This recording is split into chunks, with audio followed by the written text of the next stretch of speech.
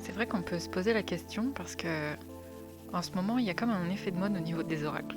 Il suffit pour ça de regarder la taille des rayons qui sont dédiés à ça dans les boutiques pour s'en rendre compte. Mais au-delà de l'effet de mode, je suis une utilisatrice d'oracle et de tarot depuis ma préadolescence. Donc en fait, pour moi, c'est un outil que j'apprécie et que j'avoue pourtant que j'utilise de moins en moins parce que ma médiumnité me permet d'avoir accès à toutes les informations dont j'ai besoin.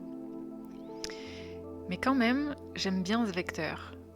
Euh, j'ai une vision des oracles et des tarots qui est un peu celle d'un compagnon. Pour moi, c'est vraiment des accompagnateurs du quotidien et parfois de grandes étapes de vie. À mon sens, c'est des facilitateurs de reconnexion à l'intuition. Ils nous permettent de l'entraîner, de la ramener au devant de la scène, de la stretcher.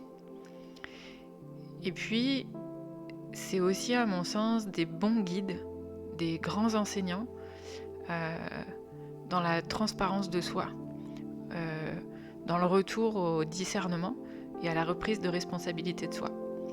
Bon, sauf si bien sûr on les utilise pour se donner raison et qu'on a envie à travers eux de se conforter dans nos résolutions un peu butées ou dans nos excuses inconscientes d'humains blessés.